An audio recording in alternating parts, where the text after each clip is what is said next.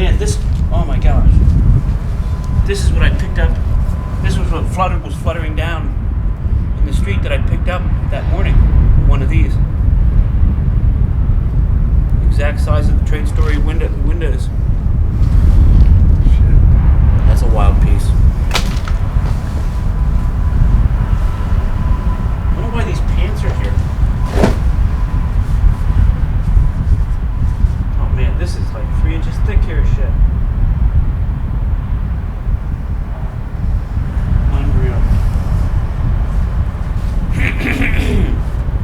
I gotta get out of here, I'm creeped out.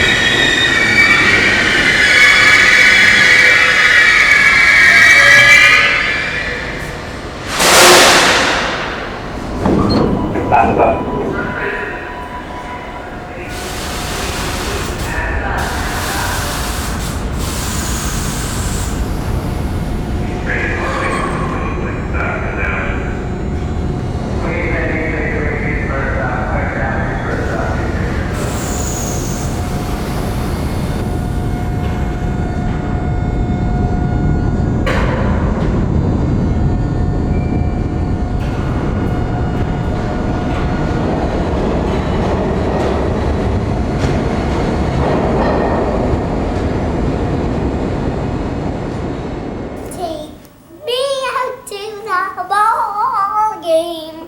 Take me out to the crowd. Buy me some peanuts and cracker jacks. For it's 1, 2, 3 straight sure out at the old ball game. I got woken up by the noise and ran up front to see exactly what was happening. And as soon as I saw it, you could tell this was going to be a bad day. And boom kind of sound, like really big fireworks. And I felt the building shake. The water bed was rocking back and forth. So I knew at that point there was some disaster, some calamity or something. So that's when I ran to the front of the apartment to see what was going on. Most of the people who were actually forced to jump out of the building, I believe, were doing it on the north tower. And I guess I'm glad not to have any people in there. Yeah, I was also fortunate since I knew pretty early that the rest of my family was safe. I think you also talked to Dave from the 7th floor who had to spend the better part of 2 days before they had their whole family back together. That's amazing. So he was running around outside trying to find kids that had been going to nursery school and kindergarten. Since I knew where mine were, I felt no need or desire to go out there. Felt perfectly safe sitting in my living room. It's almost like watching on a big screen TV. I mean, you see something unbelievable out of some action movie. It'd be an Arnold Schwarzenegger film, except it's real this time. And Church Street is strangely deserted for 9:15 on a weekday. So some guy walking past the farmer's market. For a while they were packing up their groceries and their fruits and vegetables, but at some point they got the sense that it wasn't a safe place to be, and so while their trucks were there and got damaged, they apparently all got out safely. And a Coke truck stayed there for hours. It's in some of my pictures after the buildings fell. You really couldn't see that much with the naked eye. Through the small viewfinder in the camera, I couldn't really see that much either, so I didn't know really what I was seeing, what I was shooting until it was all over.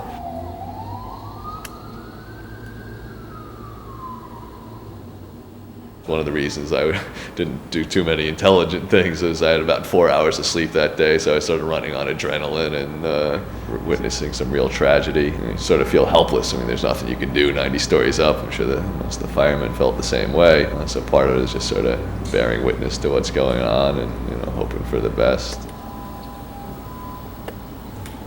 And I sort of glimpsed out of the corner of my eye some part of the building sort of tumbling. Projectile started breaking through the glass, smashing the windows in. A few minutes later, my brother called me on the phone. We actually have the recording on the answering machine telling me that it was the South Tower that fell and Lower Manhattan is covered in dust, and I'm sort of choking and coughing and cursing someone, saying, oh, no wonder, What in God's name have they done?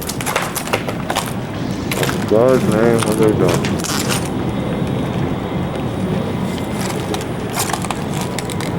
That's pretty creepy. What in God's name have they done?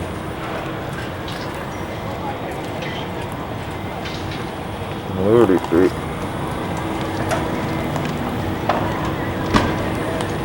It's horrible. Nothing to see.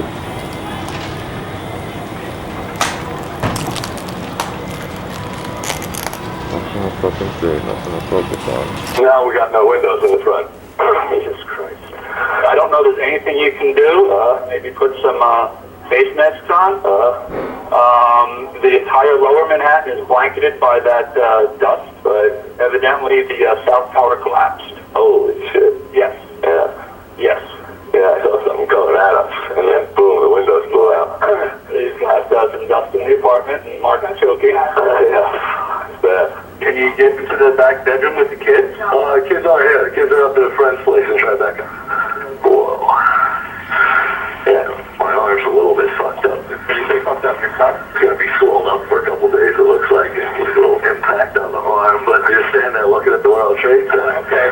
And then boom. Okay. I was moving away from the window, fortunately. Yeah. Every sense was being bombarded. It was the noise of it, it was physically being hit by pieces of rubble, the dust that was in your eyes and your nose and your mouth that you could taste and choke on and all. As you've seen, there's a big hole in the 4th and 5th floor where some big steel girder or something from the Trade Center must have hit and knocked out 2 feet of concrete and brick. Put probably a 10 or 15 foot square hole in our building. I was 1 floor up from that. And I believe ours was built around 1913, so it's seen a lot of stuff. Narrowly missed getting urban redevelopment developed when they put the World Trade Center up. Now we actually just had a meeting with some city officials. They don't have any intentions to try to knock down the building as part of any redevelopment effort, so we're happy that we continue to stand and bear witness to all the things that have that happened there at the site. Not to hear my chinny chin chin. I don't puff, I don't huff, I don't puff, I don't blow your house in. And he did. So. It's like a quiet dance, huh? Boy, I can't even picture that view out the window now. They are so thoroughly gone in my mind. It's unreal. When I used to look at it, it was painful because it was like something that in my mind was saying it was there, but this made you realize that it wasn't. Now, my mind knows it's not there, and looking at this makes you remember that it was. Boy, watching this though, I can put myself in that morning again, remembering all the sounds, how clear it was. Look at the detail on the siding. Oh my God, it was so hot. I don't know why or how it worked, but nobody was jumping on this side. The only thing I really remember seeing is just like little white puffs of smoke falling out. And I wasn't any further away when the building fell than this. Yeah. But I was going the other way and I never looked back. I saw it coming down, like a big hand. Yes, Yeah, go ahead. I realized for the first time how close I was to being pelted. I remember saying, don't look back and don't take the second to look back. You know, it took, 10, 12 seconds to come down. Yeah. If I hadn't moved. I remember I turned around and Look at looked because I heard stuff hitting the street, but I didn't know what the heck it was. And I looked up and realized how stupid it was. It was just like, I can't see anything other than that hand coming down. You saw a hand coming down? Well, it was just like this thing that was curling out and going over the building. When was that? When I was on Broadway and Maiden, just starting to run down the street. Look at that. There's people going in. No, he's walking into That's what I was just thinking. Look at these guys. This is pretty close to the time where it came down. Can you imagine? Still think what it would be like if it had not come down. Yeah. There were some huge buildings. Oh, look, there's a lamp. Little The lamp is still standing on the end there. and lit. And to think that we were right across the street from that. It's just so unreal how direct that building came straight down. And that was probably 20 yards from being the end of Mark's life. Yeah. And It a could have number come of other right through the people. front of our building. Could have If it cut had, right through the if it center had of our gone building. over, if it had fallen Oh over my far enough, God. it would have brought the whole front down. I remember the first time I saw this, Yeah, it definitely is different. and it's a very different game now.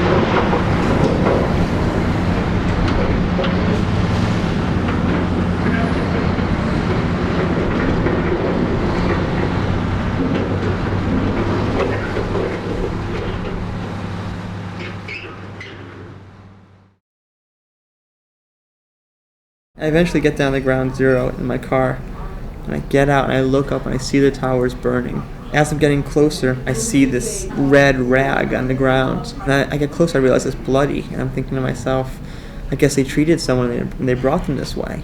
And that's, why they had this bloody rag here, they just left it behind. And then I see, as I get closer, I see the head of a femur sticking out of the rag, and it's someone's leg on the ground. First it's a red, cloth, and then it's a bloody rag, and then it's a leg. And, I'm still 3 blocks away from the building. I see the hand, and it's just instantly, it's like the Sistine Chapel in Michelangelo. It's the scene in the Sistine Chapel where God is breathing the gift of life into Adam. He's forming him from dust and breathing the gift of life into him. Here's his hand cut off towards the elbow, lying on a street with nothing around it, 3 blocks away from the World Trade Center. It's not a clay model, it's someone's hand. Someone who's probably not alive anymore. And probably the other parts of their body are pretty far away. There's this famous image of the giving of life, and here's that same image represented in real life, but it's the loss of someone's life. Over the months I've talked about, it's brought up these questions of religion, identity, fate and possibility and circumstance and luck and uncertainty, and just all these things all rolled together in this image. But every time I talk about it, it becomes a deeper subject, of who was this person, who was this person whose hand I saw, and what was that hand doing an hour ago when it was on a plane, or 12 hours ago when it was hugging someone goodbye, or days ago when it was holding its child. I don't know. If I was writing a novel about the scene, my character being like me and therefore not knowing anything would probably think, well, do I pick it up and carry it with me? Do I leave it there? Well, if we get to a car accident and you see a hand on the ground, you pick it up and you pack it up in a certain way because you're hoping you're going to be able to take them to a hospital and get it reattached. But there's another level of irony. You now have a hand, but there's nothing to reattach it to. Everything's flipped upside down now. You have the hand, but where are you going to put it? Why are you going to save it? Because there's nothing to attach it to anymore. And of course, then no one was thinking DNA evidence. No one was thinking, we're going to use this to identify someone later. You're like, well, that's someone who I can't help. Maybe I can help someone else. And you put it together. You put together this idea of this hand, with the idea of people falling and jumping out of the building, or the idea of a plane colliding into the building and things flying out the other direction. And was this someone who jumped and was blown? Was it someone who was in the first plane that came from the northern side and was heading south? And this is part of that person flying out from the building. It's, for me, I looked at it, I knew what it was, these thoughts raced through my head, and I let it go. And I said, I'm in the world of the living. My job is to help the people who need to get away from the building. This will come later. Toliteos dias et adorate Dominum in atrio sancto eius latentur celi et exultet terra a facie Domini quoniam venit. Alleluia.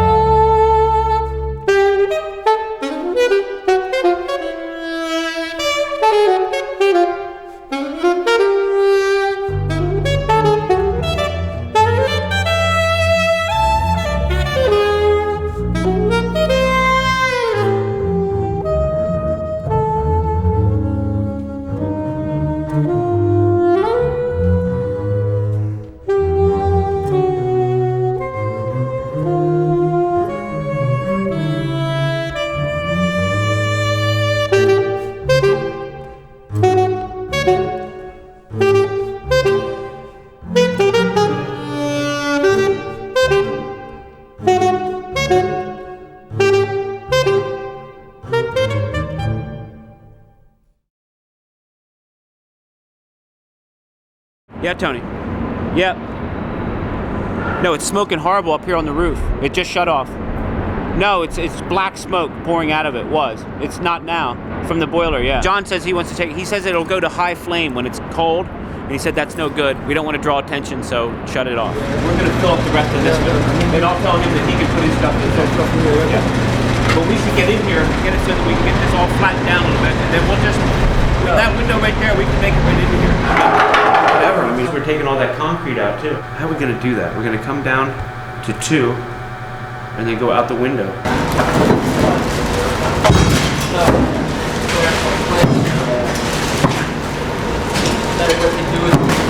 What? The cops say you can't run through the windows. Oh yeah? Well, then we don't do it.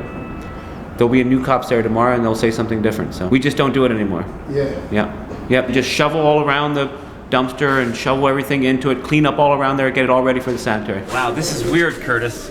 I've never been in here yet. First time I've moved in the elevator since the 11th.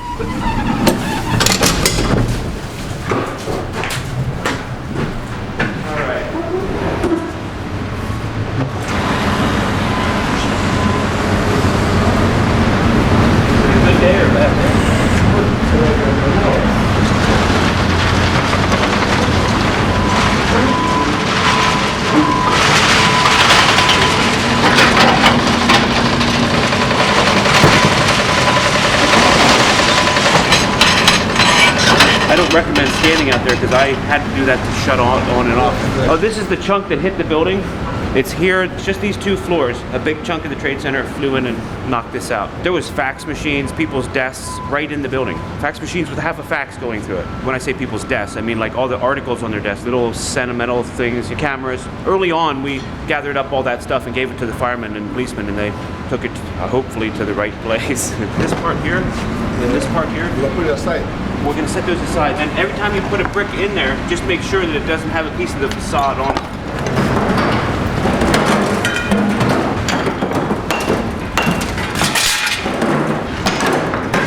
This is the way the windows, we didn't even smash these. These are just taken out and set. This is what every window in the front of the building looked. There was not one window that was not smashed out, not one. This was just completely trashed. Speakers are full, the ductwork is all full back here, and you couldn't even see your hand in front of your face. When the first one went down, I got like 2 blocks away before I had to run into a building. Then I went back out for people that I knew were behind me. When you would yell, you couldn't even hear your own voice. It was so insulated. I compared it to like being on the moon and not being able to have any sound because there's no air. All right, so we got that 1 brick right there. See it? That's no good. That thing goes down, it'll go right through that firehouse roof. I'll bring my hang gliding harness. That way if I do fall out, I can just throw my chute quick. You're going to have the distinction of surviving the falling of both towers, and you're going to drop dead over a brick. Over a brick. Yeah, right there, that's it. That's it.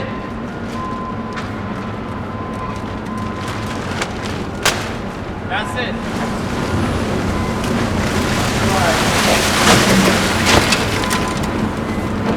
Yeah, baby.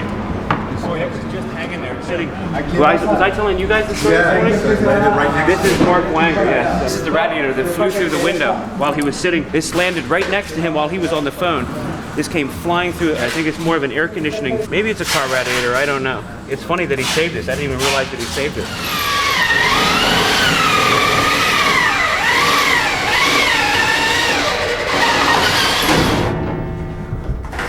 I sing all the time. As soon as I get in my truck, I plug it in, I start singing loud, top of my lungs. It's therapy. Mick Jagger. Satisfaction. No, he does this, he has this album where it's all his own stuff. Somebody help me here. So the engineers can finish and so we can get the steel and the masonry and limestone done.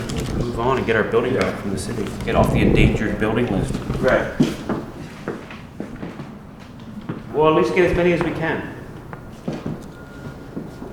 All right. See ya. Bye.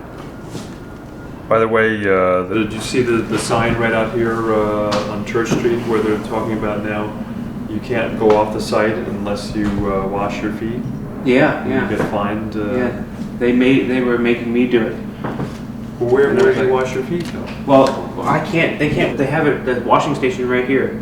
right outside across from the Salvation Army tent. But if you walk across the street, you get your feet dirty walking across the I street. know. It's the like a puddle mud is over there. And all the buses that come up Church Street are going through the mud and trekking it uptown. It's an absurdity. And then they talk about So everything's having, normal. That makes me feel good Yeah. because everything's normal then. Everything's perfect. It's just that he will not let it be known that a non-union company is on top of his bridge. I'll go right to the DDC on this. Hello?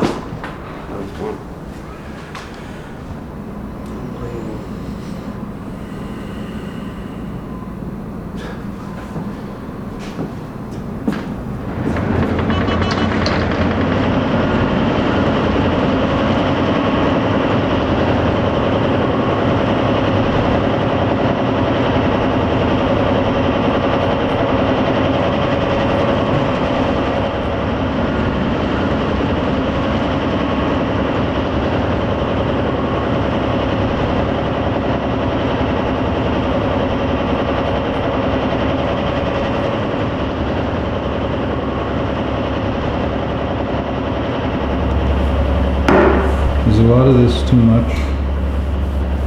For me? Yeah. You gotta figure out what to do. Hopefully it'll be the right thing.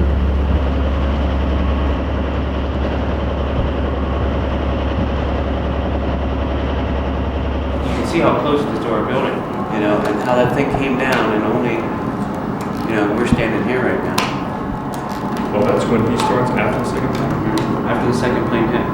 I crossed that corner right there, right through those people's things that come in.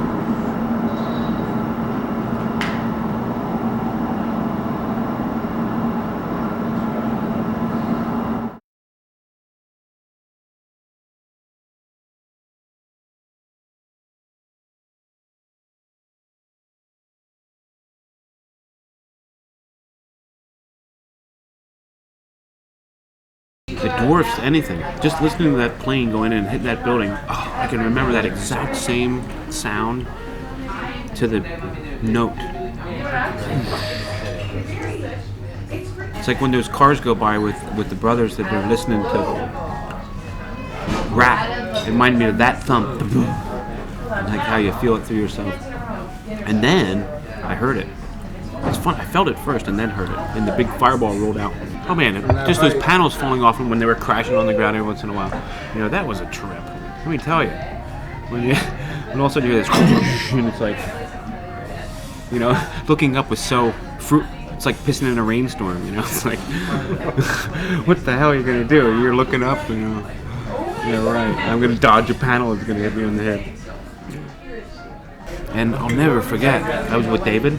I was at the daycare center looking for David's, the one that was in daycare, right here. I just stood right on inside the door and was like looking out, looking at the buildings burning, both buildings burning, listening at the same time to the woman giving the lesson to the kids that were like 2, 3, 4 years old, and how calm she was. And it's just so surreal, looking out at this madness and people running by the window, and then those kids in there just still in their class, and the woman very patiently, without any distraction, teaching the children still. But it didn't hit the World Trade Center. It's not that.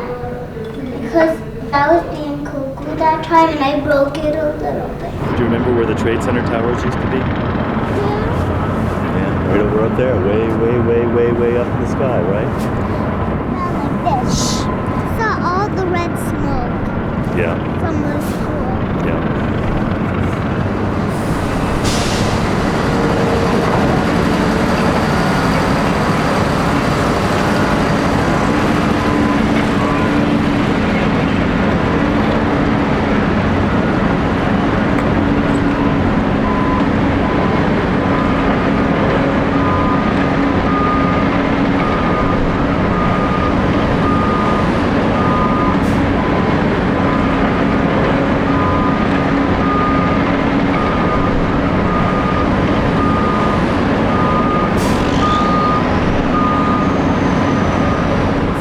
knocked off its hinges. There was no way to get out of the front of the building. This giant bulldozer came down Church Street so that the fire department could get some trucks in here. And Liberty would typically have a row of cars parked, and the bulldozer just started crunching into those parked cars and shoving them up on the sidewalk to get them out of the way to make a path down Liberty Street as well.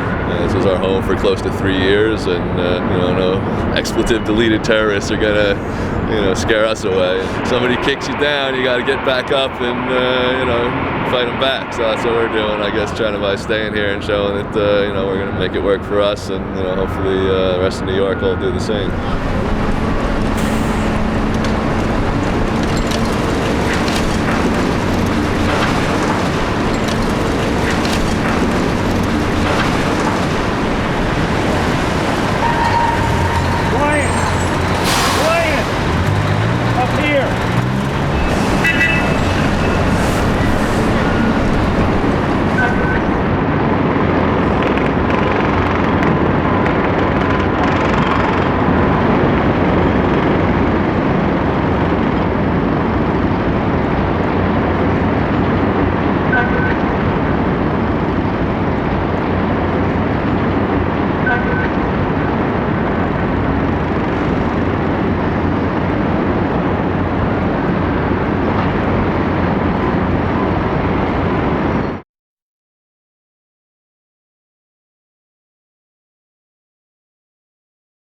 American Airlines AA flight service.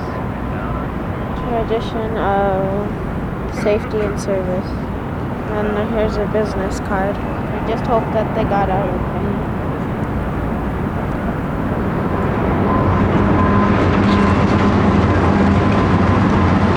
They pulled the fella out yesterday. Every worker on the site just about was lined up along this road right here to pay their last respects to the man. It's a regular orange stretcher that they put the body on that or the remains on that and cover it with a flag. Every fellow on the site salutes as they go by all the way up through to the ambulance. Pay their last respects.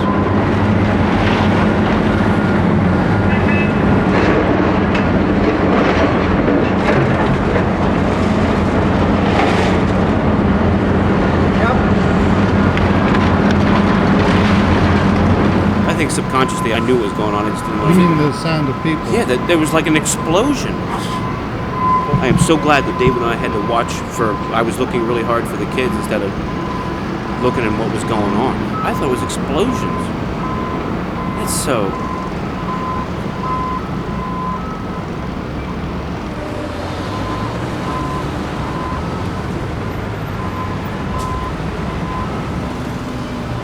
That night when I came in, it sounded like there was a little war going on. It was dead quiet except for really weird sounds. Ones you can't pinpoint. It's just kind of like being in a war, I guess. But shit, when I came back down, this whole thing was on fire. There was a major fire going on down here. Major. It wasn't just smoke. It was like flames. Tuesday night. It was still snowing. It was snowing horribly. Coming down big time. All that grid work for the exterior. They were laying like kids' blocks. The first day I was in here, I was crawling over that stuff. It was unreal. And it's big steel, too.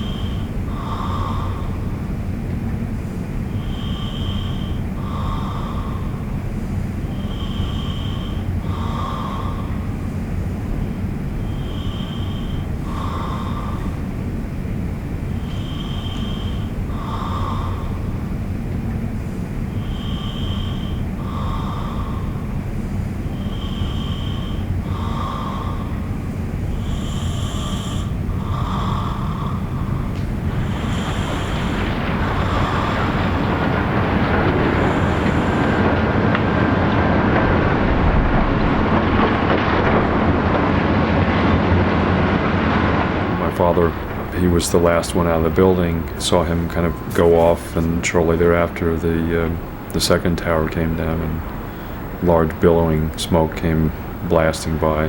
Caught him out there. I didn't know which directions he came out, so I just got caught up in the moment. I knew that one needed to have the bare necessities, and the guys were just rushing to get in here. Maybe I was better suited to go into Sloan Supermarket, which I knew like the back of my hand. All the power had gone off. I directed people to go where the water was. I got pretty much the last drop, lighting candles around, filling up carts and anything that had wheels on it to get water and juice, cold cuts out the door and towards the World Trade Towers, or whatever was left of them. Pushed away some of the dirt and put some plywood boards on police barricades. We're whipping out those peanut butter and jelly sandwiches and trying to keep the dust from getting on top of them, and shopping carts and anything that would roll. We would bring it up as far as we could push it, and then putting it in buckets and literally carrying it right up into the front line where the guys were burrowing in, trying to recover someone.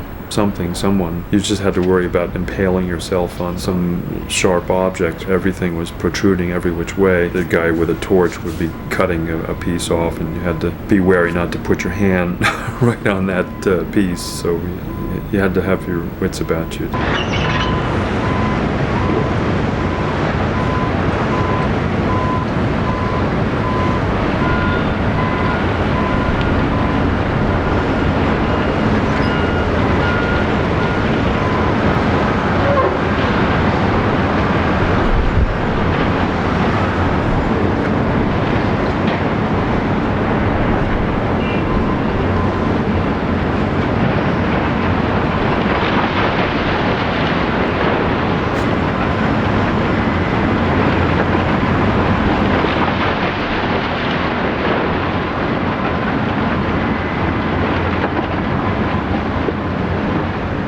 We were trying to secure this little chapel, St. Joseph's Chapel. The police were telling us you need to evacuate. We'd already started to put some supplies in there, from gas masks to helmets, boots, rain gear. Can we please just, take this over and worry about the engineers condemning the building later? We just moved the barricades away and just kept hauling in stuff. It was like charge of the light brigade. You fall and somebody else picks up the flag.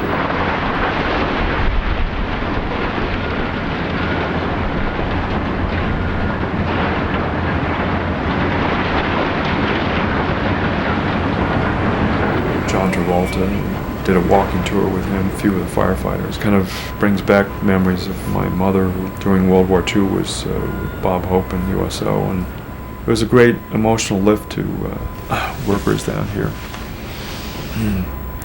Some of the first smiles they'd had probably on their face and cheered them up, and it was a great relief, the oppressive nature of the whole situation down here. So the mayor or others might have criticized it, but running into guys like Jason Alexander, hooking up with a fire captain from Long Island. He then went off to one of the firehouses at South Street Seaboard, to where we met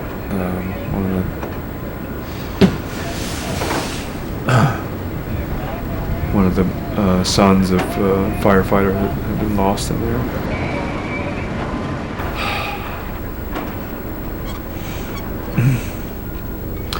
And he was basically doing a routine, a kind of comedy routine and magic routine for him, and cheering him up.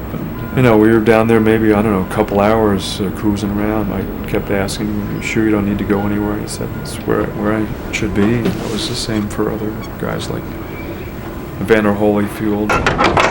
So whose signature is that in the front? That's Evander Holyfield, Philippians 4:13. He gave a tour to Ground Zero. I think it was about September 25th, give or take. One of the more famous artists in the country. There we arranged to have him donate paintings. So I'm arranging for, I met the mayor the other night, right, one of my fathers, I'm gonna work on the steering column. It's getting a bit bent out of shape here.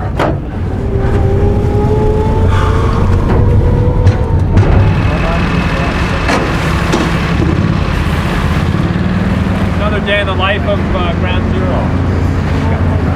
I'm loading a whole load of boots on here. boots for 10 and 10.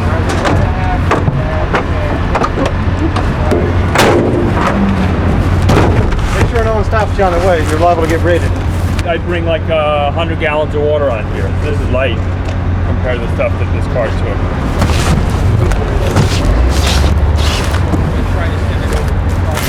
I don't see any. I just see a mile and a half.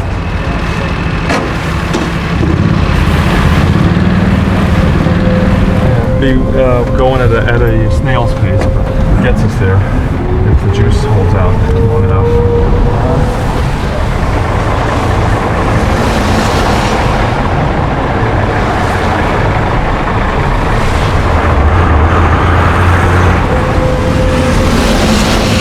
So the speed limit here is 35 miles an hour. I think we might be pushing 5.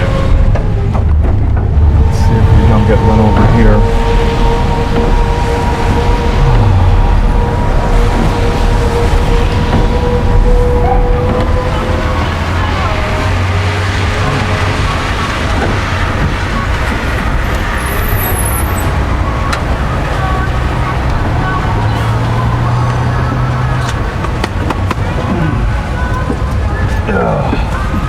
Kept changing the badges to weed out the undesirables, all the independents, non-affiliated, non-agency, non-services, which was I was a part of.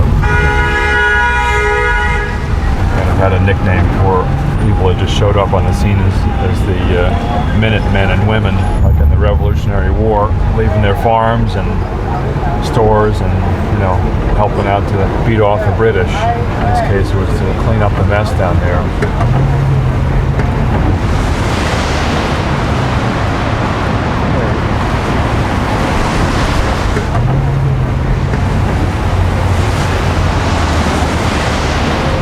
used to stop in a food emporium here, and they gave me newspapers that I brought down to Ground Zero.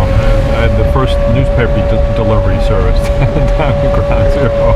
That's what it was all about, getting the stuff to the people that needed it.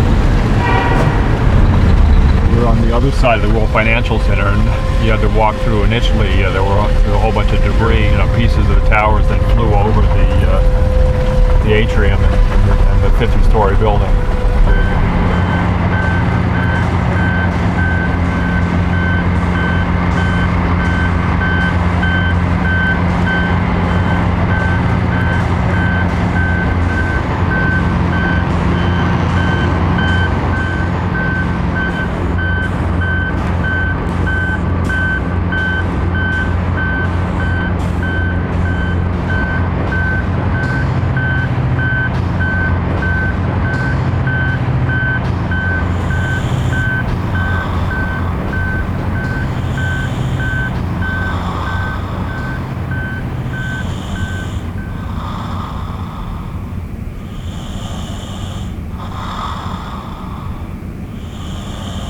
I have a feeling about this part of town. To me, Wall Street is where Main Street and Pennsylvania Avenue cross 5 days a week. This is the meaning of America, right here. My uncle, as General Counsel of Texaco, moved Texaco from Houston to the Whitehall building at the tip of the Battery. He brought me with him, and the harbor was full of foreign ships with foreign flags and foreign names. I said then and felt then, New York City is the last frontier town in America for a good idea. It still is. And what I'm watching out that window is rebirth of a great idea. And I want to be a part of whatever happened. Simple as that. At 91, it's the rebirth of the city. And in a sense, it's the rebirth of America. The Rockefellers created downtown Manhattan. They owned most of it. Nelson, as a joke, once said, I want to build here on the Hudson in the beating heart of Manhattan. I want to build here the tallest building in the world, and I want it to remain the tallest building for as long as I live, and I expect to live for 50 years. Now, Guy Cizzoli, the founder of the World Trade Center concept, said to the group that Nelson assembled on planning, Governor, you can't guarantee that it'll remain the tallest, but only you have the personal wealth, the political connection, and frankly the chutzpah to build twin towers. And that's the way it happened.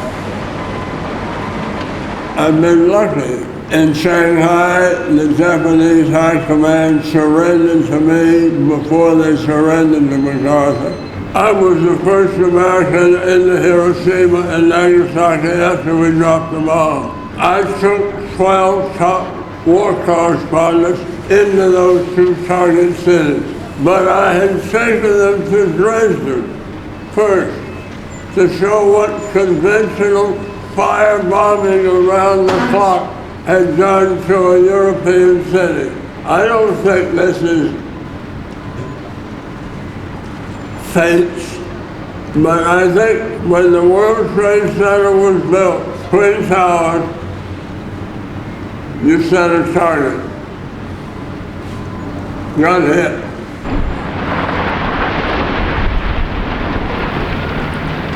I was photographing the towers when they came down. I was literally knocked over, strangled by the dust, and blinded by the debris, and I was down on my hands and knees crawling to the water.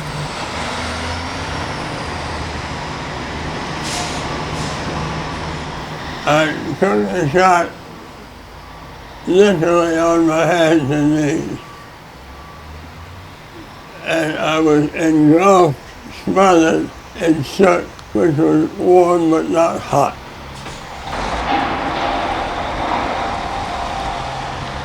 From the carpets on the floor, the windows on the world, it was unique. I would say unique in history. But it was my community. And Bin Laden, he knew those Twin Towers were a symbol, not just of Wall Street, but of the meaning of a great city.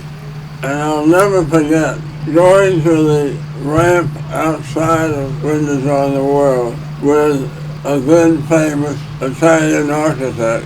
He waved his hand and said, you know, someday this is going to make an historic ruin. More than Vesuvius, more than any volcano, what a ruin this will be. Well, that's what happened.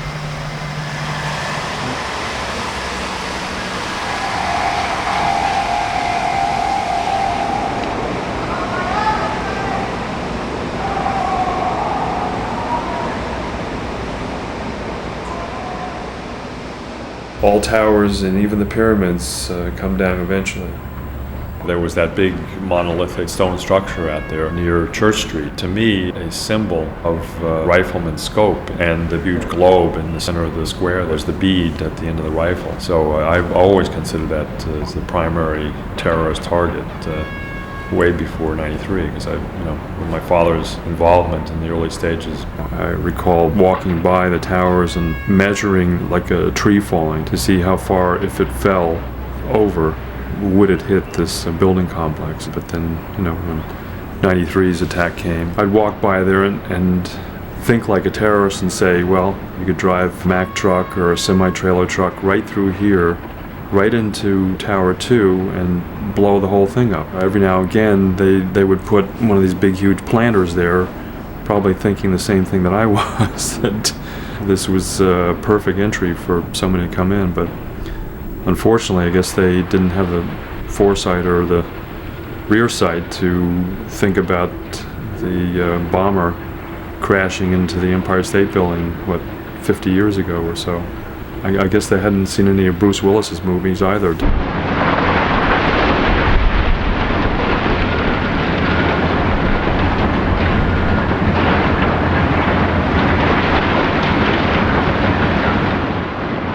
see like the post office, which was built probably in the 30s. It's like the Rock of Gibraltar. This was like some kid's erector set.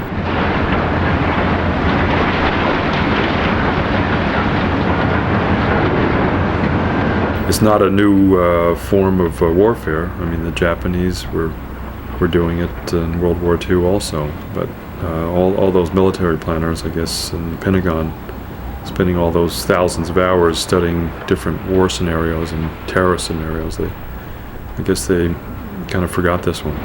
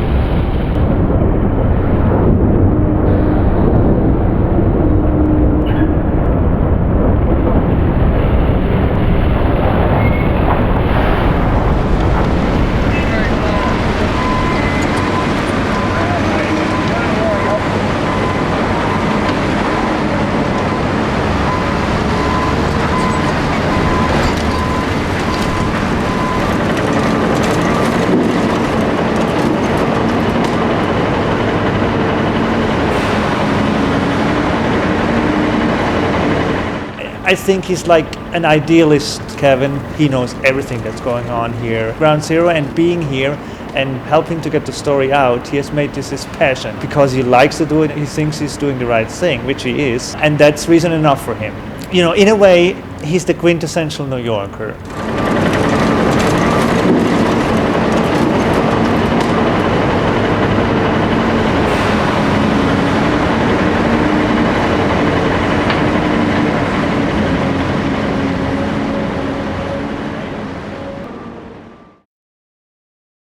Yeah, the first building. Everything was falling, you know, scared me so bad I run across the street. You know, it was scary. Everybody was screaming out. I said, I better get out of from here. And everybody was full of dust, full of debris, and I had trouble breathing because I got asthma too. Yeah, I had my inhaler here, and good thing I had this with me. I had a lady, you know, I couldn't come back here for 7 weeks. But she say, what happened to your box? I say they broke my box. The people running, so she bought me a new box. She gave me $100, bought me this box because I couldn't work. So it's nice people around, you know. Yes, but I lost a few customers. They used to come here from the World Trade Center. I don't see them guys no more. Yeah, I don't know. Yeah, I was born in Poland. I came here after the Second World War. Just happens to be I was Jewish, you know. And you know they put us in a labor camp to say, we're not going to bother you, you're going to work, you know. But if you say you couldn't work, they guess you. You know, people think that we're going to take a shower and they put gas on, they guess you to death.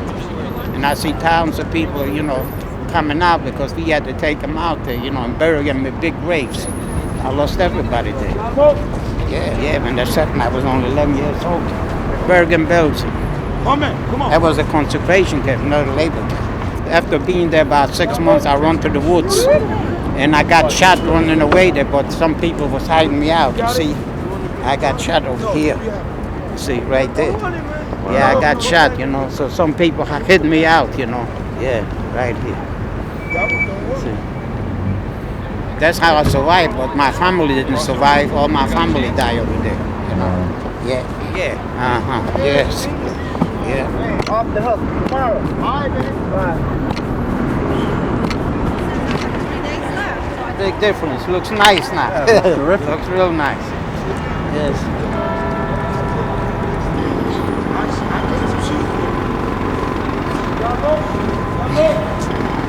Yes. Oh yes.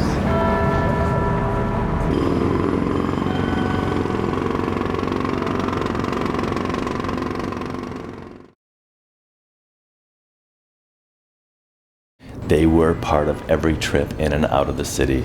especially since we had kids. Look at the Trade Center. We live by the Trade Center. Where's home? Do you see the Trade Center? From a distance, they were the monolithic visionary thing that they were to the rest of the world. On a day-to-day basis, they were our front yard, they were our hometown, except that it was a covered town. In the winters, I didn't even have to put a coat on with the kids. I just grabbed the kids and I'd say, let's go run around the Trade Center for a little bit. 2 towers on the side, impressive fountain in the center, these black buildings surrounding it like a fort. A little bit of a cold, hard place. But within that huge multi-acre little plaza that so many people didn't come into because it was surrounded like a fort, I'd have a huge amount of space where they could throw balls, run around. It was nice because it was part of the energy of New York. There were still the tourists going through, or during the summer the business people having their lunches. I loved watching the people coming out the doors on their way to work and going back home at night. I loved being in the summer, packed with people listening to music, eating their lunches and grabbing an extra half hour. It was so dear, and 50% of the times I stepped out the front door, my first stop was to go down into the basement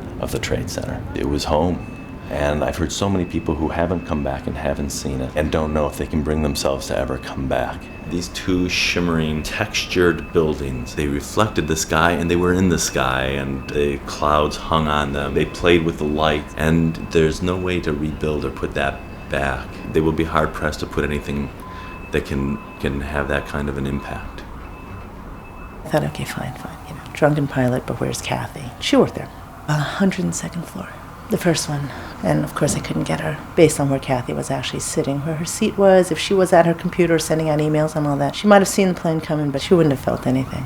It would have. So thank God for small favors, because I knew of some people that were on her floor but had time to call out to family, which is even worse, I think. Saying, we can't get out, we're burning up here. So Kathy, I think, was okay in that she at least went fast.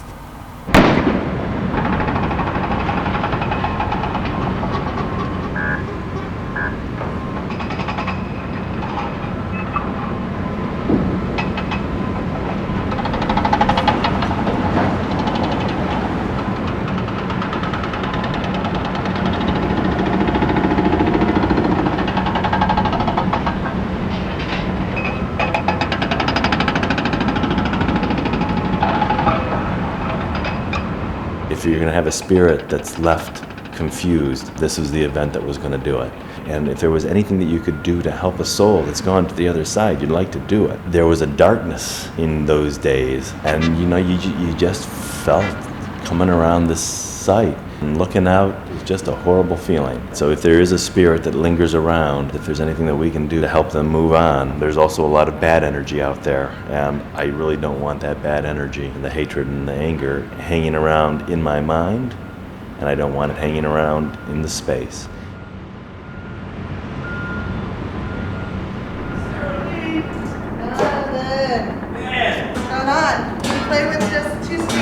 Wires, plumbing, bathrooms, computers. Just went through here and marked each room with X's. Police or fire? Yeah. I'm a little sick, but we got a fresh dumpster out back, so if you want to throw out a bunch of stuff. Papers were everywhere. We had small things fly in the windows, part of someone's phone, but they had big things fly in their windows. Where's the dust coming from? It's coming in from somewhere. The fans aren't big enough, are they? Yes, I mean, I don't know. I don't think we know the extent of what we have to do in terms of the physical cleanup, but that's all right. You clean up the other part, the energy side. The idea of feng shui too is not only to give everything its peace and send it up, but also is to clear out the emotions left behind. Right. Emotions leave like fingerprints, they leave prints. Or just show the sorrow the way out. Yeah. Create an opening. Let them know Your sorrow, where their they're sorrow, Yeah, everybody's just sorrow. create a hole. Let them It go gets out. Look, stuck. the entrance is there. Out. Hello? Who is it? When people ask me how they should prepare for my coming, I tell them, get some flowers, get a bottle of wine, and get some finger food, as if you're having some people over. And we are, except they're not incarnate, they're spiritual people. So it is kind of like a mini cocktail party or a mini tea with food and flowers. We make it welcoming too. Who ideally should come? They're already there. And who are they? There's spirit energy everywhere. The rest of it is energy to there.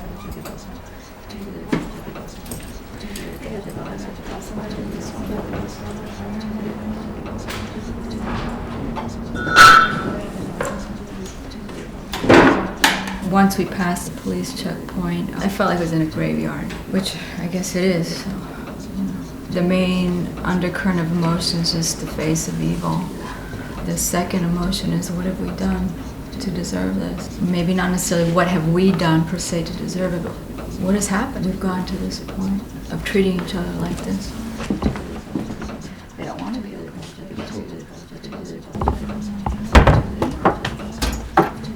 Man, I'm so glad. Man, I was thinking, oh God, we got a fire on the 7th floor. It didn't send off any alarms, did it? Yeah. It's not coming out so the firemen will see it and come rushing in, is it? I think I'll open a couple windows. Oh, go ahead, you can open everything. So we're all cleansed here now? We're cleansed. Yeah. Does this extend to all of us? Yes, yeah. Good. Yeah. That makes me feel better, actually.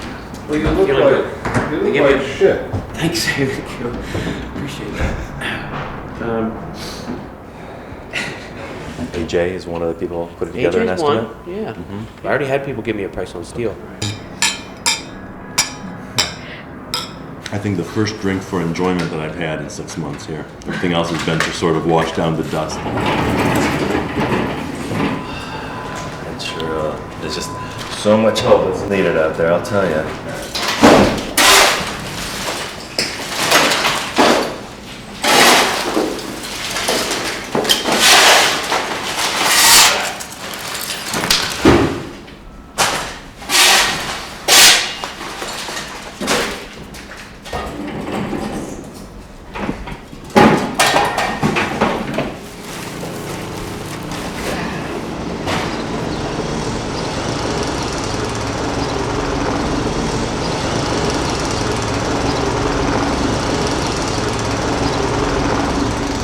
When they opened up our vents to start looking into our ventilation systems, all of a sudden the smell of September 11th came back out again because the air had been lurking up in there with the odors of that day. And you're right, you know, the smell that after she was gone, it was a couple of days where you knew that Stefania had been here with a bunch of smoke and stuff. And it's almost too simple, almost Disney-esque. It's like waving the reed after having been struck by the sword, and which is more powerful. A little woman with a smoking pot that's going around cleansing a place that resulted from, 110 stories of towering, collapsing inferno. It's a very interesting contrast.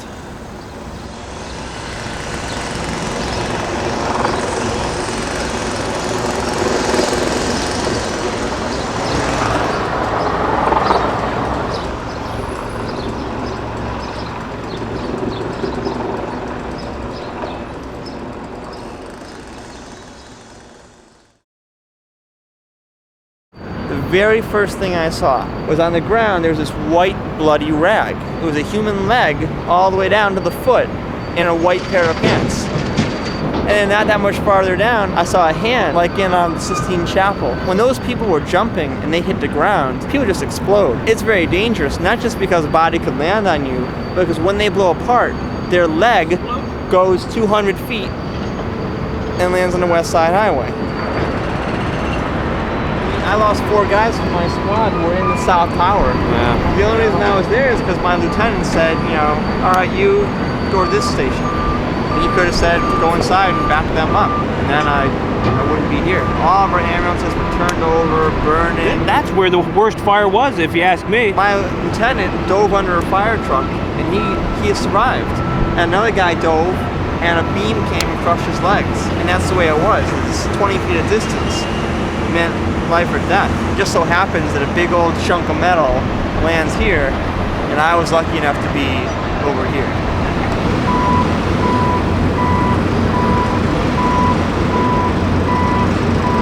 It was like when there's a big lightning strike, you hear the rumble. It just kept getting louder and louder and louder until it physically hit us. It was like boom, boom, boom, boom, boom, boom. You couldn't mistake the sound. The sound. At some point you sensed it, and then you saw it, and then you heard it, or then you heard it, and then you saw it. Atmospheric pressure, something changed. And then all of a sudden, we all looked up. Now, why do we look up? I don't remember if it was the sound or the feeling. The ground was shaking, and The sound was coming, and we were all just like... I started not running, but kind of going, and then people were getting hit like around me. Big old chunk hit my helmet. So then I looked, and I thought, well, I either look or I run. And I thought, I'm not going to do anything about it anyway. How am I going to see something coming down at me? So I just started running. Shot into one of those rotating doors. It was timed absolutely perfect. The cloud was just coming in and grabbing me, and then black. Absolutely dead quiet. The shockwave, and then a second later, the black. People were screaming and yelling. See, from your angle, it must have been very different. We were looking almost straight up at the tower. And when it came out, it literally was like this hand, like reaching out over us. It was like this black hand. Exactly. That kind of just like was... Exactly. That's when I realized that something was moving. That's when I realized run. I was waiting for the next thing to happen. When am I going to start having seizures? When am I going to start... All I had was really messed up people that had no idea what was going on, and it was just amazing dragging these people in. You couldn't even tell they were male or female. You couldn't tell anything about them, and they were just so on heroin or something. They were completely shell-shocked. I had stuff all over me, but I was not impacted. There were pieces of glass and debris embedded in my skin. They had to dig these pieces out and, like, you know, treat these wounds on my back and on my head from debris. There was people that had like their whole left side like taken off, and I had to get those people into like Western Unions and pizza shops and stuff, and I wouldn't mess them up either. So I gave them the people that said, okay, I'll take over. I immediately ran to the fire door, opened it up for these people that had their faces plastered on the glass. People just freaked out. Don't go near the glass because it's going to cave in, because nobody knew what was going on. Just this huge sound in black, and I thought they were going to lynch me. I had to keep my foot in the door so they wouldn't lock me out. Then the crowd freaked out, and this huge gang of people busted these two huge wooden doors down, and I thought it was going to collapse on me, and that's when I started getting pissed. Like, you people are going to kill yourselves. But then this little guy is 3 blocks away on Pearl and Maiden, and Mom's in there. As soon as I jumped in my truck, which was already covered completely, the second tower came down, and here comes the second cloud down the street. And I stayed ahead of it and got out. I mean, I'm sure there's a ton of people that have stories like we do, but I have met very, very few. And it's really good to talk to somebody else that has actually, you know, experienced this thing. I don't know, it's hard to talk about it. With Peter, I have, but... When I say that black hand, you're like, yeah, the black hands. When you say that blackness and ghost, I'm like, yeah, of course I know what you're talking about. I compared it to doing a moonwalk. You're sliding, it's like ice, it's slippery as hell. People's ears and people's noses and their mouths and their eyes, yeah. Like somebody took something and like packed it like snow into your face. Yeah. That's what it reminds me of, and like caked on like that and stayed. It had some kind of properties to it that certainly was toxic. And they're still holding on to the briefcases, and all the women had no shoes. No women had shoes on. They're like, forget about it, I'm out of here. Shoes all over the place. I was tripping over shoes everywhere, and I'm trying to figure out what happened here. You know, I still don't know about terrorism. I didn't know about anything going on. By the light of the burning ambulances, we could start to kind of make our way. And I ended up helping load people onto boats. There was this mother and her daughter, like a 3-year-old daughter, and I took the daughter to put the daughter onto the boat. And just as I'm doing this, the second tower starts coming down. So everyone just starts running. And so I start going with them because the mother's somewhere in that crowd and I've got this little kid. So I'm just running with this little kid to outrace that cloud. She was bigger than Brett, but not a heck of a lot bigger. I had a wet rag that I put over her mouth and just ran.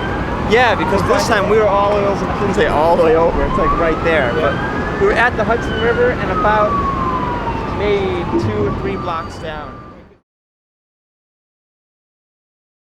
Yeah, Peter, it's Donovan. Up on the roof, the scaffolding guys got the scaffolding up to the mansard, and that metal leg that's been up there plaguing us forever, I grabbed and took off. It turns out it's a stainless leg for, like, restaurant equipment, so it must be from, like, Windows the World or wherever they had restaurant equipment up in. Talk to you later, see ya.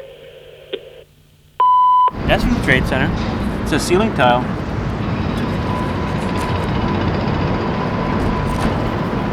Here's a pencil from the Trade Center. Here's glass from the World Trade Center. Here's a rubber band.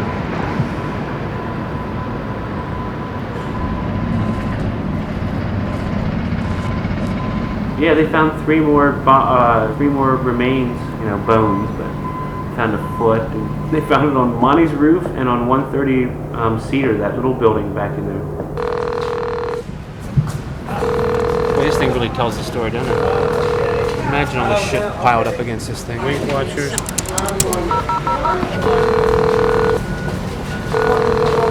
No, none of the phones work. It's a barber pole. You go, baby. We just got the power on. They've been borrowing power from us from day one here. You know, I bet if you put a light bulb in that sucker too, it would work. Look how the light bulbs all just sheared off. Have a good weekend. That is incredible. Take Hey, care. yeah, take care, man. Yeah, and look, you can hold it still, right? It'll slow it down a lot, right? It'll feel like it's not going to go again, but then and it goes. Now, what makes that thing work like that? That is the most amazing thing I've seen since we've been down here. Yeah, I think so too. That it takes a licking and keeps on ticking, you know? I mean, it took one hell of a licking too. Yeah, it makes me feel, I get like this sense of, I don't know what to say, rebirth or something? What is it? I just feel like totally rejuvenated just watching that stupid fucking thing spin around. There was so many of these in the ceiling, maybe, or something. Oh, there's one of those blinds. Look at that. That's one of the ones that I kept, remember? I said that I dropped. Every floor had these blinds. Remember when I told you I was walking and I had grabbed one that was, they were fluttering. They were all over the place and fluttering out of the sky. Oh, look, it's even burned. Look at this thing. I was walking down Maiden Lane coming from home in the morning.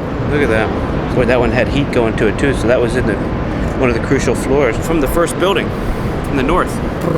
They were like fluttering down. There was like thousands of them fluttering down. And I snatched it out of the air and I folded it like this and held onto it like this. When I walked right up to here, that corner down there, and then I saw the cops and everything going on in the building on fire. I was like, oh man. That's when I dropped it. Realized that it was a lot more serious. And that's when you heard the explosion? Second plane. Second plane when it hit. And now I was standing there and it hit right there. Definitely got heated, there's no question.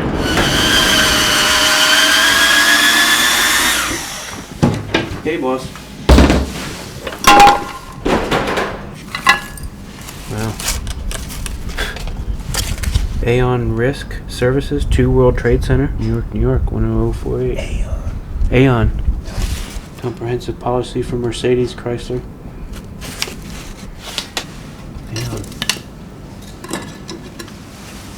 Insulation from the trade center. Oh wow, from the boiler, all this stuff hardened because it got so hot, it melted to the boiler.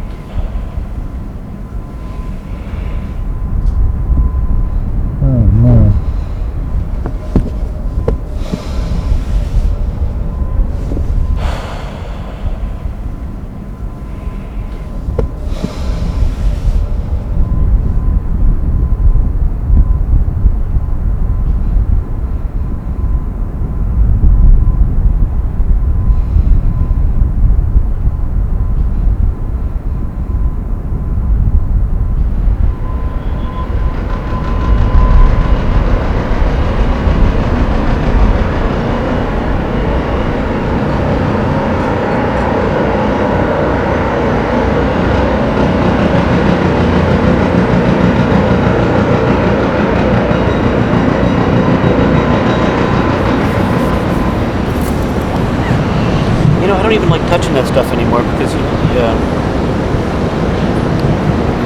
I don't know, now that I've gotten a chance to think about how many people were like destroyed in that thing, you know, it all had to go, it's a lot of people. It all had to go somewhere. Even though it's mixed in with a lot of buildings. I don't know. Don't throw it. No, right over here.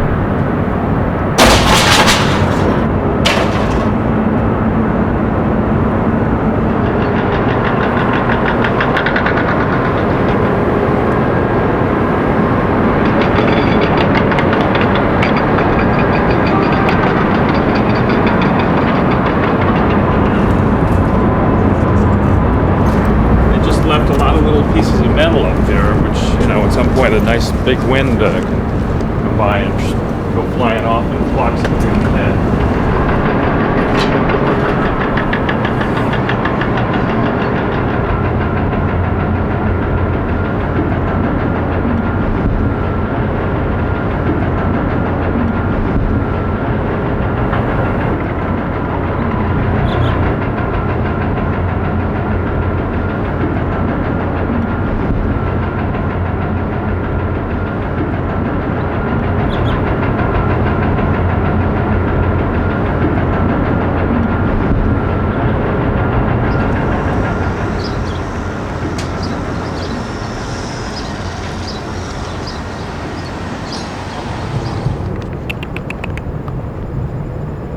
Like popcorn?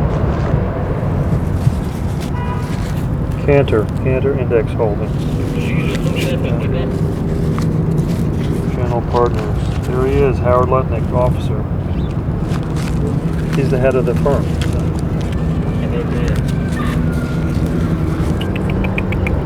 Want some popcorn? Dear colleague. Check and see if he's on the list. Good old dust.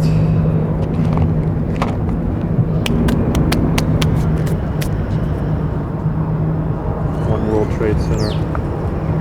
2 World Trade Center. When they set up buckets on the trees down here, it said photographs on them. This was in one of the buckets after it rained Thursday. It was totally drenched, so I took it out to preserve it. You see how the burn holes are going through from U.S. Customs. Still on fire as it was coming down. Survived.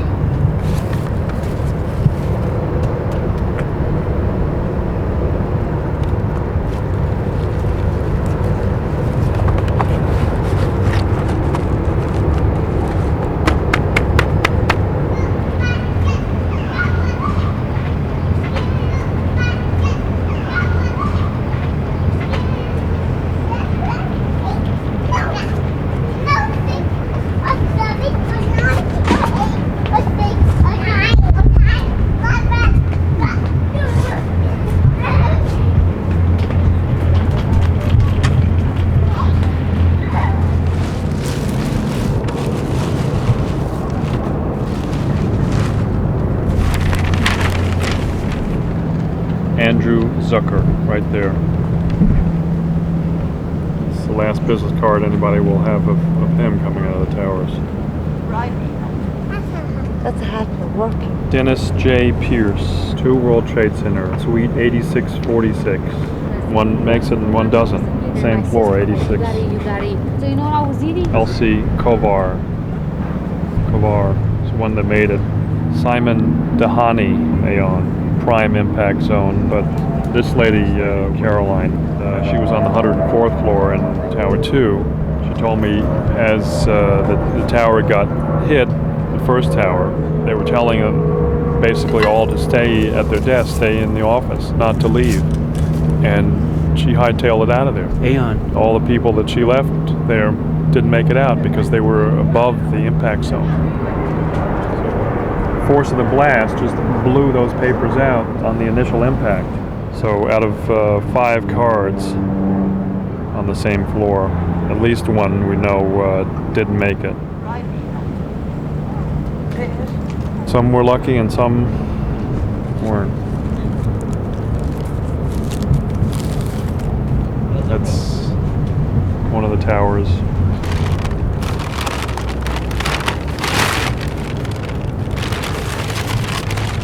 These were on the backs of the firefighters.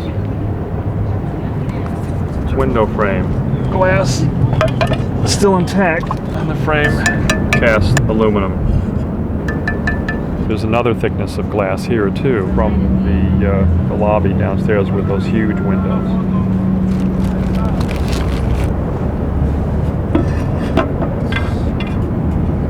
It's that thickness. The other thickness from the lobby.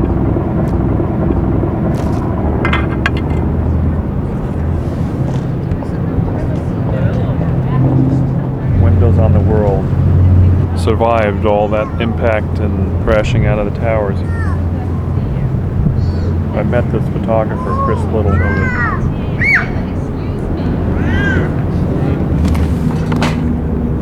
Couple of use of the frame.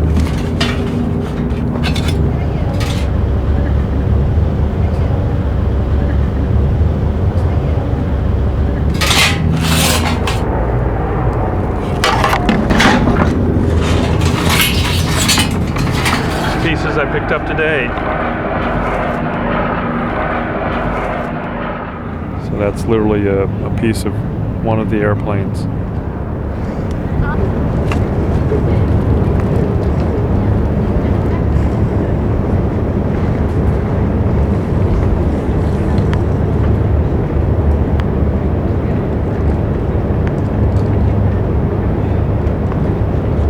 You always wind up getting that dust on your hands.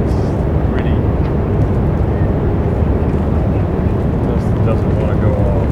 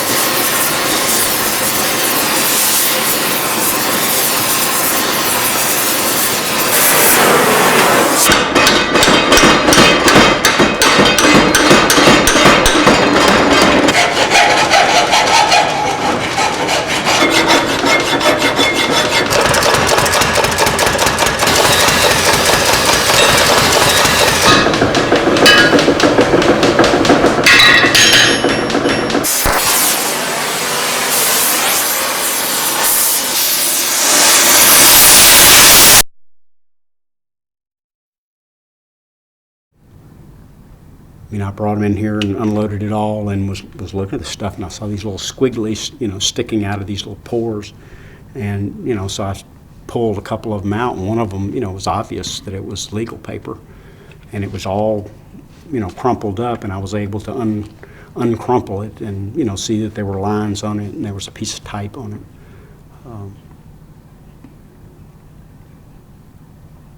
So, you know, you don't know what to do with something like that.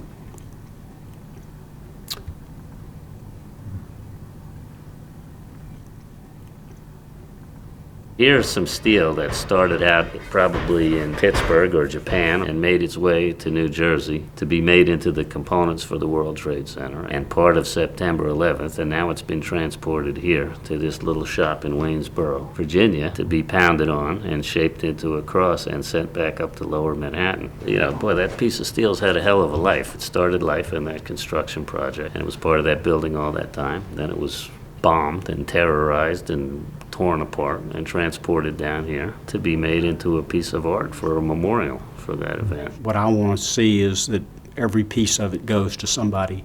I mean, I don't want any of it. I don't want anybody else that didn't have anything to do with that have any of it. Even there's some brackets that came off the 2" by 1/4. And what I think I'll do with those is actually stick them in the fire and fold them over on themselves and forge weld them together. So it'll all, you know, get bonded into a single piece. The screws, nuts, all of it will be welded together. And then you can make something out of that piece. He described that lady to me, woman who lost her sister. And he said, do you think you can get a couple of pieces of steel from the Trade Center? I'll make a little cross for her as a memorial. The next time I went back to work, I walked around on a barge. You remember there was a bunch of giant beams and things that are not transportable in the back of a minivan. So I found 2 pieces, like Dave said. They were kind of bent and twisted up. Something that wrapped around concrete and had ripped all the rivets out. They were like 8 or 10 feet long, and you could carry one in each hand. They had been subjected, obviously, to incredible forces, and the whole end of it has been torn off, very deep nicks and cuts. The stuff had seen a lot of violence, and so we tried to leave all those things in the material. And then the idea of getting the concrete came along. There's stuff embedded in it, and I pulled out one of them. I think it had an R on it. And, you know, it also said, you know, there's possibly some of those people in here. It was real hard to work with this stuff. I'm sure, you know, Scott had the same feeling. You know, it took me a month to go to his house and pick it up before I could even, you know, even touch it. We're using, you know, each of these pieces as a base for the smaller crosses that we're making for, I think we've got 4 people that we have come across that lost someone. We've done one actually for a lady in Charlottesville, an 80-year-old lady lost her sister. She had been back to the site, and she and her family were not even able to find a piece of glass. I mean, it was so cleaned out, so she was just, you know, really stunned to get the cross. So at least that's the idea of what we're trying to do, to use it all up and give it to people that lost someone.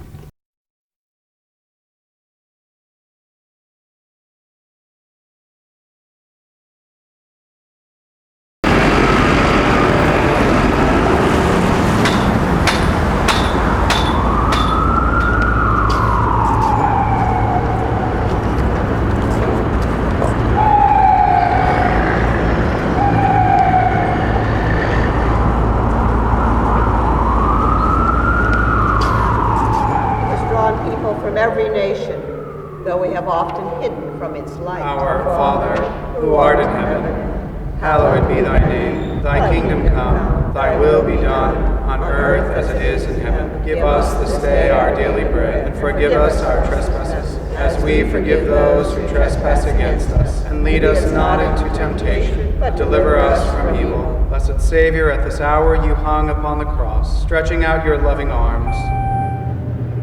That's probably why it's good for me to carry it too.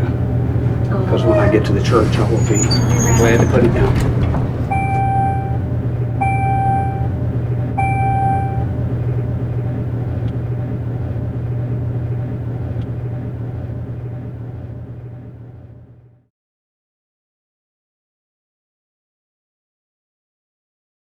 Oh my God. This fucking brick went right through the goddamn wall. How dusty was it? Well, a lot. Dust from the World Trade, yeah. Okay, let's just take the whole apartment down. Finish that by tomorrow. All right. I'll need a better mask. I went to a counselor. She said, I have to ask you these questions. She said, are you suicidal or homicidal? And I said, do I have to pick one?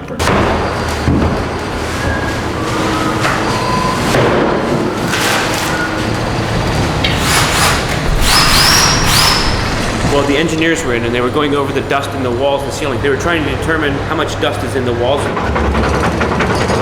He was talking about cinder fill and how the aggregate in the concrete in between the floors and the filler that they would just put on top was this cinder fill that they got from old incinerator plants. It was all the ash that was at the bottom. They used it for fill. Well, back then they didn't realize the high PCBs and leads and totally nasty chemicals that are in the cinder fill. Then they didn't, it wasn't a concern in 1910. The DEP guy was talking about it. They just cleaned up this huge site. They knew that it was totally clean. They took a bunch of tests and they came up with this off the scale PCB. And they're like, this is impossible. We just clean this fucking thing. No way it can happen. So here they test some of this cinder fill and they figure out, oh, the cinder fill is completely toxic. Completely toxic. Well, when we had this all open here, and the DDC came in before the DEP, and they were in here bagging every single bit of the cinder fill that was in here. And I told them, I said, look, you guys, when we demo, we're gonna take all that stuff out. You don't have to worry about it. No, we'll take care of this. Well, here the whole time they knew how that this shit was 10 times more toxic than any fucking dust from the trade center that's in here, and they removed it all. And I came in here the next day, and it's completely spotless. Like, it was perfect. Like, there wasn't a bit of it anywhere. Every little chunk taken. Now, wait. They were all concerned about tearing up the floor. And that's kind of like what this guy's saying from the insurance. He's like, well, you tear up those floors, yeah, you'll find dust under there. But then you go underneath a little more and you got cinder fill, which is even twice as toxic as what's, it's like, oh, jeez. It's,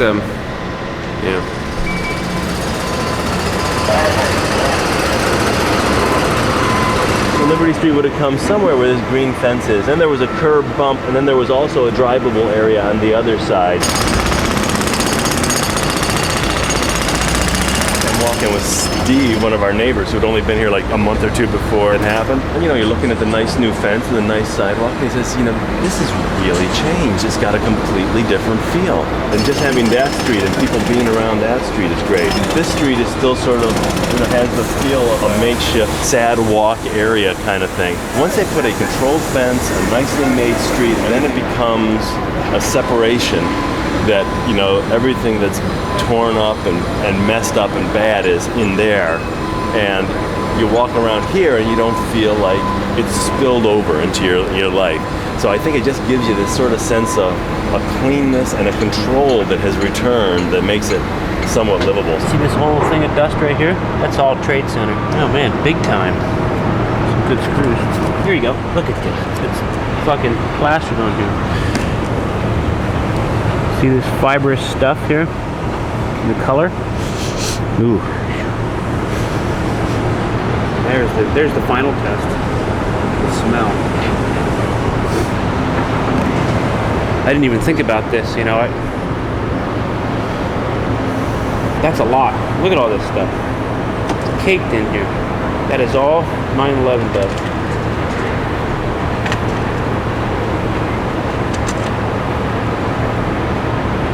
All that. Look what construction dust looks like. See it here?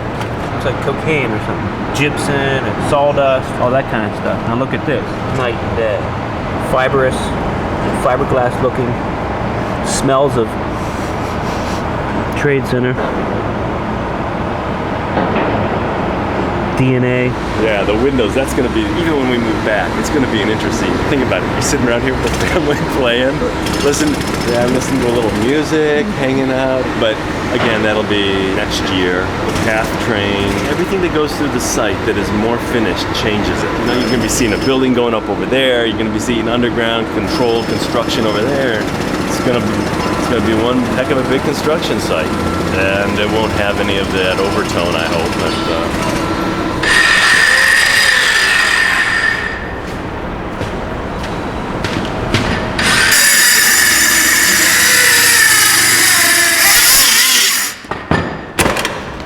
Okay, so what we're doing here is we're trying to come up with a method of removing these.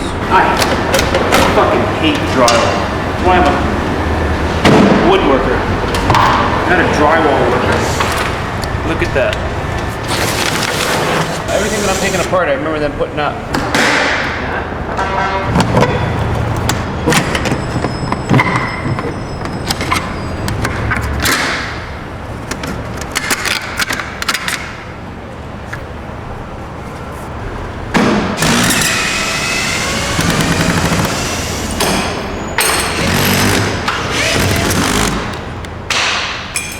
How's Ed doing?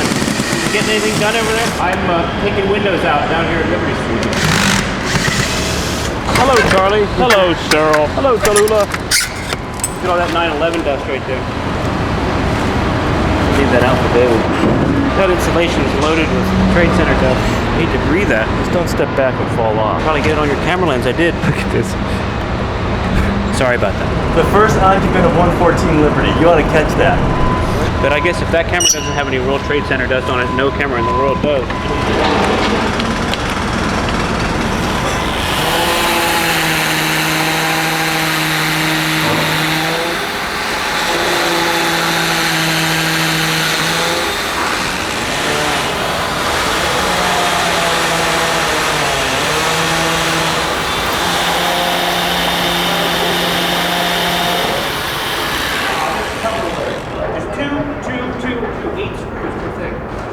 Everybody else.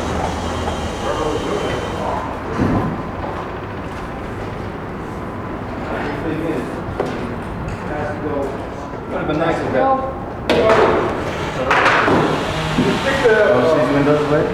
No, that's not it. There's another screw. Go ahead. Get that cup out of the back so we don't lose that cup. You have to move it a lot. There's no because electric it's one. so nicely I mean, it's levered. That's why it's easy to move. Just make sure that this. Right. This is nice because you can really accurately locate it. Yeah, there you go. Yeah, once you get used to it, it makes it a lot easier. Yeah, it really goes up. As long as it's locked, you can do it that way. Cigar.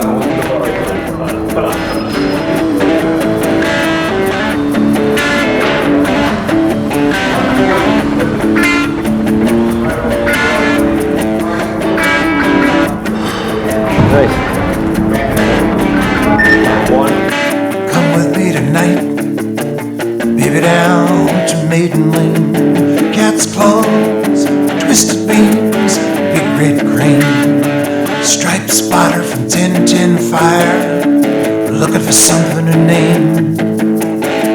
Floodlights blazing, out there gazing in the dust and the cold rain.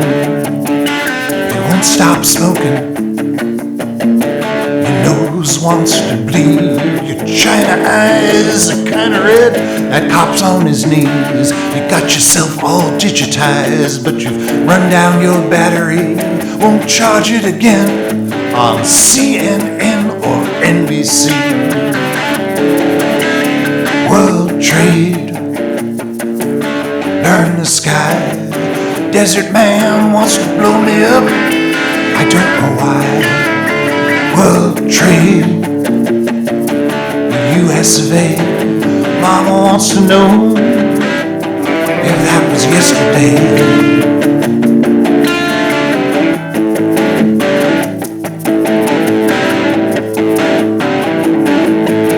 Those flatbed Max, man, they'll show you the facts passing by the Pussycat Lounge with a night like Jack the Ripper. And there's no knives around. High heels won't help you when that wrecker's ball comes down. That's your brother's wall, that's your brother's world, that's your brother inside that sound. So come with me tonight, baby, down to Maiden Lane. Nothing there to see. You'll never be the same. Guys are loading, guys are sifting. Guys are choking, guys are drifting, guys are hoping that time and a half's gonna ease the pain. World trade, burning the sky. Desert man wants to blow me up. I don't know why. World trade, of A. Mama wants to know if that was yesterday. What's that, baby? You think that maybe you'd best be turning round? Well, don't look back till you're in Chinatown.